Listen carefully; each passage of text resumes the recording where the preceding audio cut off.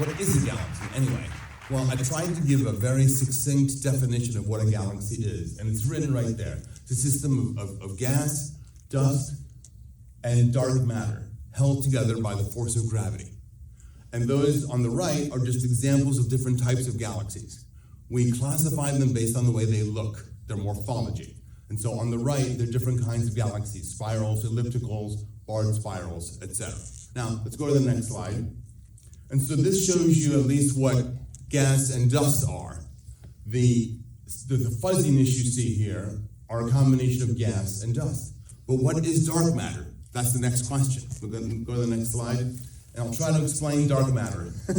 That red, or that black square is dark matter. It's dark, but it's matter. Then how do we know it's there? How do we know something is there when it gives off no light whatsoever? Well, from its gravitational pull on other matter. That's how we know dark matter exists. The next slide shows that the universe contains dark energy is 68%, dark matter is 27%, ordinary matter, the stuff you and I are made of, is only about 5% of the universe. Most of the universe is dark energy. I'm not going to get to talk about that because it's a whole other topic, but it's a very important constituent of the universe itself.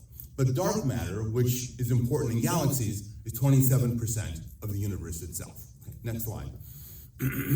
All right, I want to talk a bit about the background information we need to really appreciate galaxy formation and how galaxies form and evolve. And the first topic is the idea of the finite speed of light. Light has a speed. It's not infinitely fast. The speed of light is 186,000 miles per second, as it says up there, or 300,000 kilometers per second. That's how fast light travels. So when you look at the moon, you're seeing the light from the moon as it was 1.5 seconds ago. From the sun, 8 1/3 minutes ago. That's how long it takes light to get to us from those objects. And if you let light travel for a year, that's 1 light year. That distance is 6 trillion miles. So clearly, you're quickly getting way too many zeros for us to handle, in terms of miles and kilometers. So what that means is when you look out into space, you're looking back in time. So the next slide will show you, there you are on the right in the Everglades, say on a dark night, it's clear, you're looking up at the sky. Every object you see in the sky, you're seeing as it was in the past. In astronomy, we never see anything the way it is at this very moment. Everything is viewed in the past. And so when you look out at the sky at night, you're looking into the past, which for us is a good thing. If you want to study galaxies and how they formed, look at them very far away, which means very far in the past, which means very early in the history of the universe. So let's go to the next slide.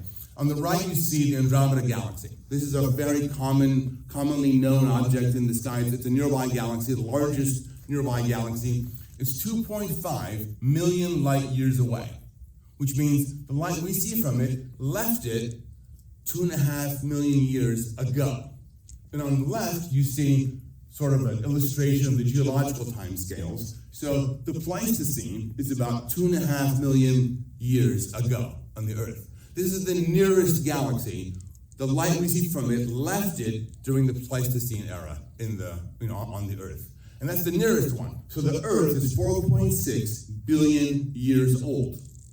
We can see galaxies that far away and further, which means we can see galaxies that far into the past and earlier in the history of the universe.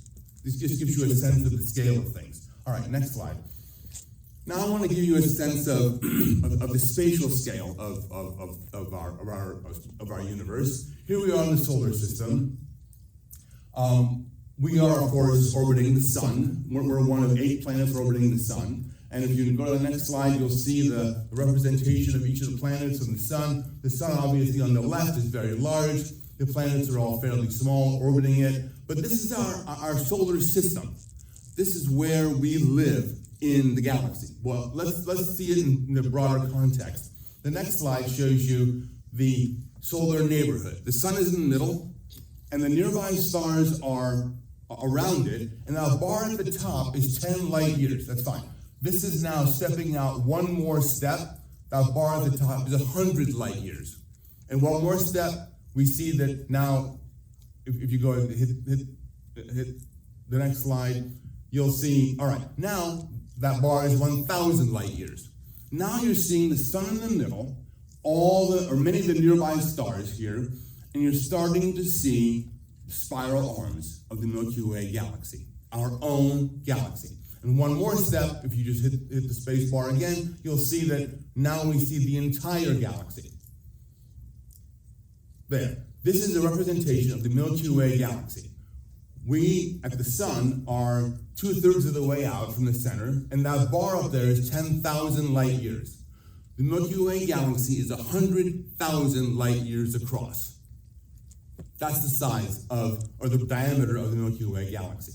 And the next slide, you'll see some of the constituents of the galaxy: globular clusters, open clusters, and a dwarf galaxy. Now, for the galaxy, we're inside it. We are inside the Milky Way. We can't get out and take a picture of it. So the next slide shows you an artist's rendition of what the galaxy would look like if you were to view it from outside. Sun is about 2/3 of the way out. It contains about 100 billion stars. And the next question is, how do we make galaxies like this? How does the Milky Way form and evolve over time? So let's go back and think about the thing we learned earlier, which is that to look out into space is to look back in time. We can use that to study galaxies that are further away and therefore formed earlier in the history of the universe. So let's go to the next slide. This is the Virgo cluster. Virgo cluster has about 2,000 galaxies in it. It's 50 million light years away. And if you look at this just with your eyes, you can see that galaxies in this picture all have different shapes. All the fuzzy objects are galaxies. So some of them are round, some of them are flat, some of them are elliptical. And so this gives you a sense of the different shapes of galaxies. How do we make all these different shapes of galaxies and come up with what we see today? So the next slide. This is just summarizing where we are in the universe. The Earth is in the solar system. Solar system is in the Milky Way. The Milky Way is the local group, and then so on and so forth. It's very important to keep the scales, in the spatial scales straight in your mind. Okay, next slide. This is our place in time. On the right is today. On the left is the past. And as you look further to the left, you're looking further away, further back in time. The universe is 13.8 billion years old.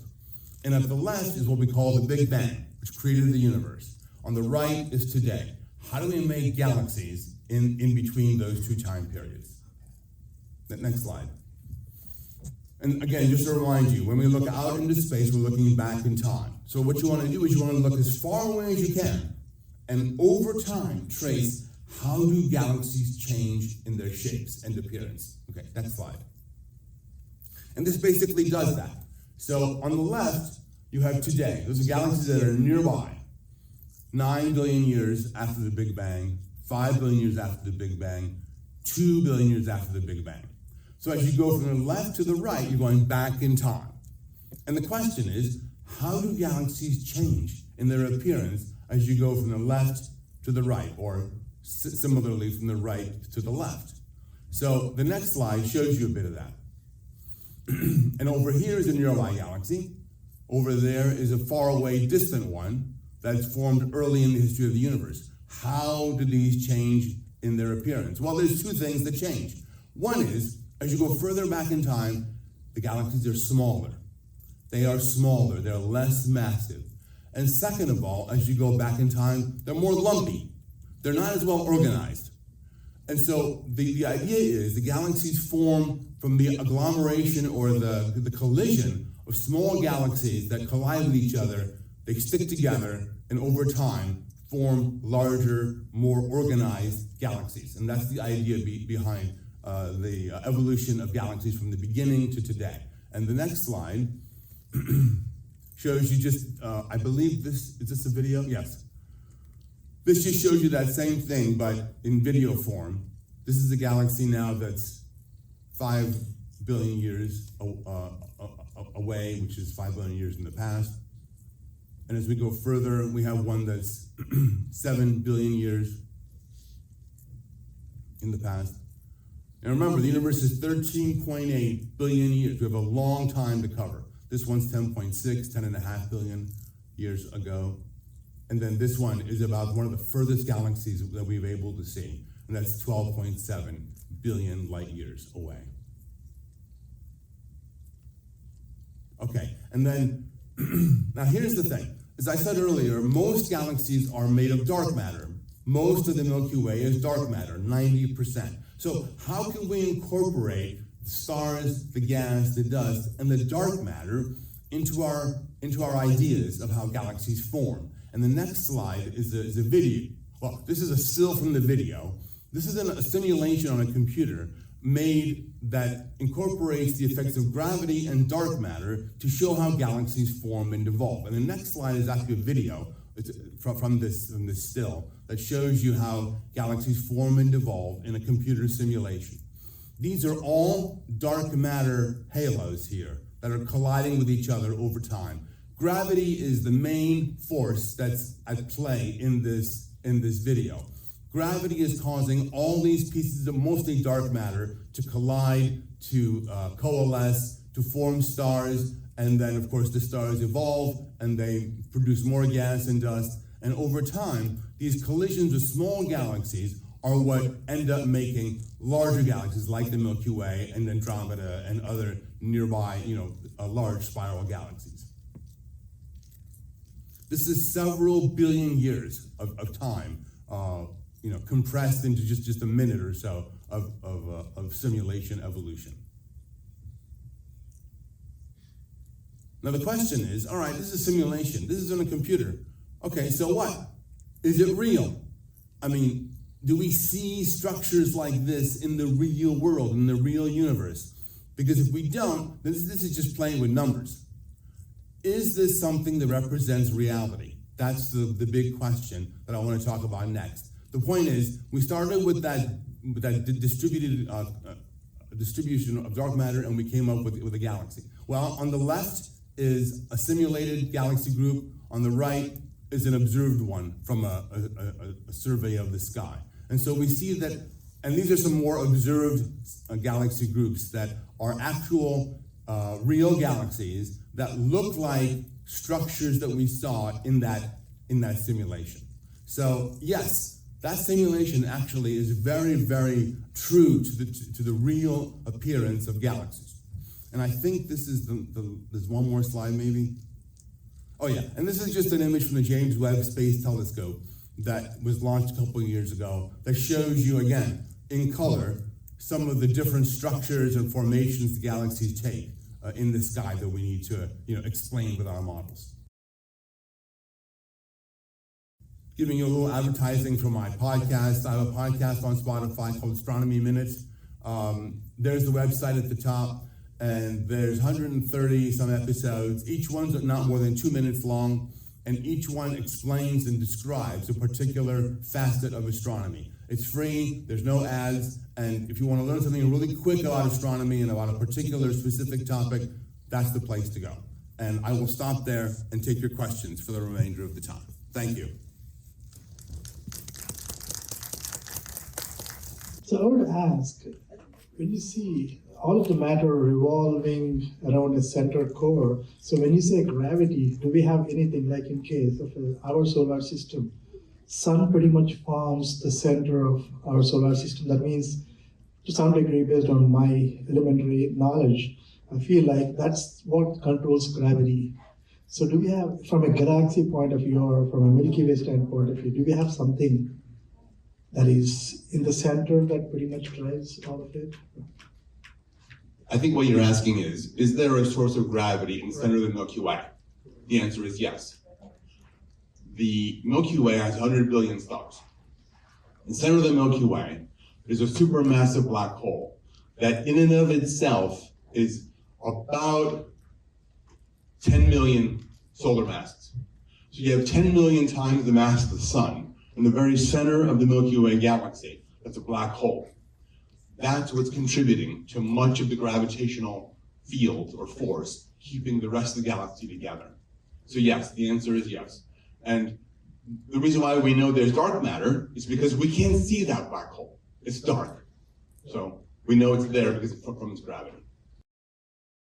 What caused the creation of the universe and life? I skipped the slide because it's too detailed, but I have a slide on how science works. How do we do science? What is the scientific method? And an essential ingredient in the scientific method is data. Data, information. What you're asking, it's a very good question. What you're asking is, what caused the Big Bang to occur? We have no idea. We have no idea. Why? There's no data from that time. There's no data from before the Big Bang that would cause the explosion or expansion to occur. That's the limitation of science. Science needs data.